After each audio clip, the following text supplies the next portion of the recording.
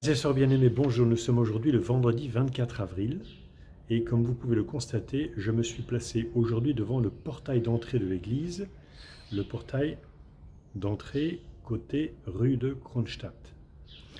Nous allons le découvrir un petit peu mieux ensemble, en particulier le motif qui est juste derrière moi, qui nous représente la croix de Jésus. C'est une croix très particulière de Jésus, comme nous allons le redécouvrir ensemble.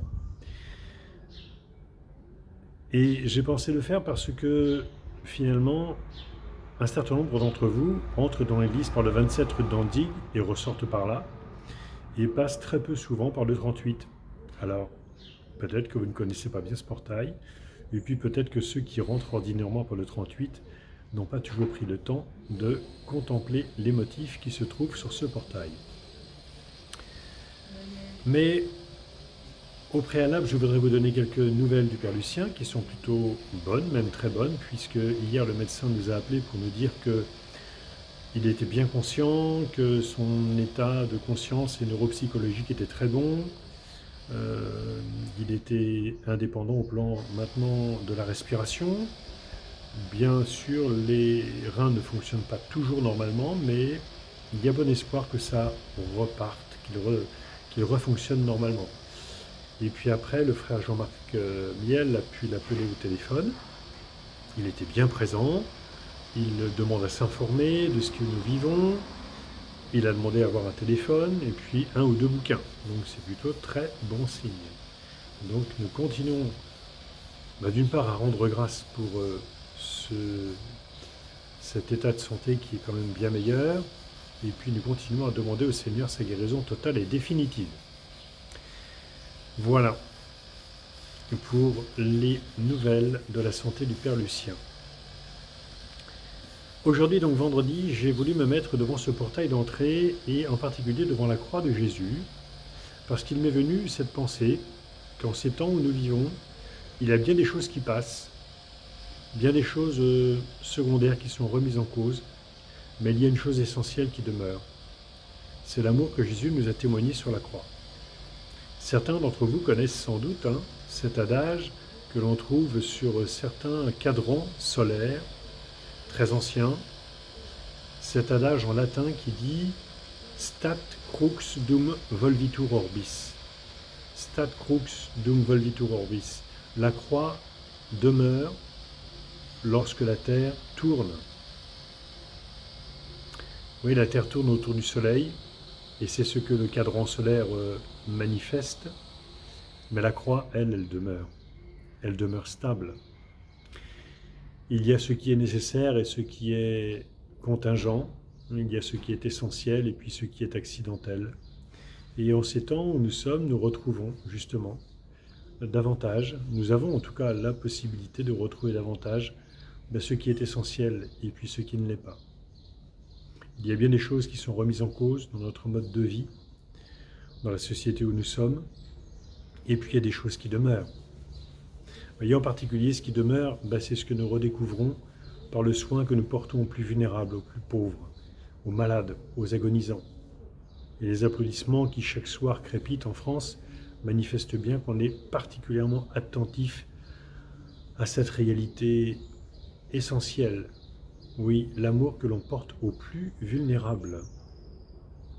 Par ailleurs, il y a bien des choses qui sont remises en cause. Jusqu'à il y a un mois et demi, ce qui semblait prévaloir, c'est la surabondance des biens de consommation et puis l'individu roi. Eh bien, ces biens de consommation, ils sont bien remis en cause. Et puis, l'individu, non, il n'est pas roi. Il n'est pas roi parce que s'il se considère seul, au milieu des autres, il meurt. Nous avons besoin les uns des autres.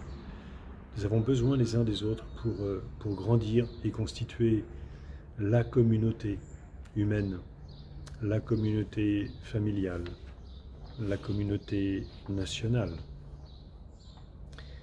Alors maintenant, si vous le voulez bien, nous allons contempler ensemble cette croix qui est juste derrière moi et qui est l'œuvre, comme je le disais, d'un grand sculpteur qui a contribué à la rénovation, la construction et la rénovation de notre Église dans les années 60. Voici donc, frères et sœurs bien-aimés, la croix du portail d'entrée de l'Église.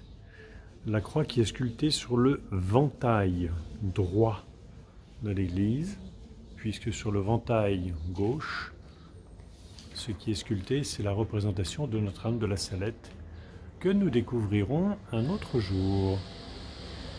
Cette croix, elle a une particularité, c'est que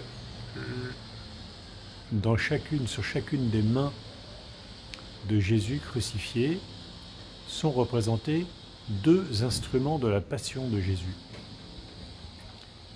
À droite, vous pouvez voir le marteau qui sert à clouer les mains et les pieds de Jésus. Et puis, à gauche, la tenaille qui sert à retirer les clous des mains et des pieds de Jésus une fois que Jésus est mort. Les deux plaies de Jésus, donc sur la main droite et la main gauche, la plaie de Jésus sur le front avec la couronne d'épines, et bien sûr la plaie des pieds fixés l'un et l'autre par un clou. Vous constaterez comme moi, vous constaterez avec moi, que l'on n'a pas représenté sur le corps de Jésus crucifié le côté transpercé.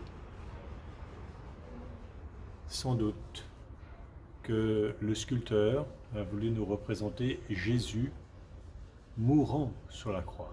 Il n'est pas encore mort puisque, comme nous le savons,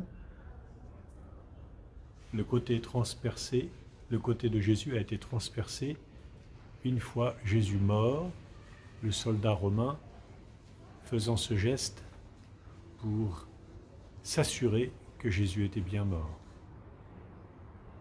Donc nous sommes face à Jésus mourant sur la croix, donnant sa vie pour nous, par amour pour nous.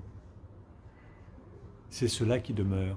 Comme nous le disions il y a un instant, cela demeure quand tout le reste passe.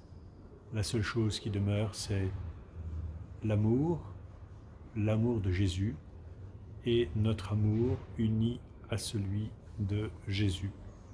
Tout ce que nous faisons par amour demeure, tout ce que nous faisons avec amour demeure. Donc demandons aujourd'hui, si vous le voulez bien, ce vendredi, la grâce à Jésus, par Marie, de tout faire par amour et avec amour. Eh bien, nous allons le demander à Marie en chantant, comme chaque jour, le Regina Coeli. Regina Coeli, letare, Alleluia, quia meruisti portare, Alleluia, resurrexit sicut dixit, Alleluia, ora pro nobis Deum, Alléluia.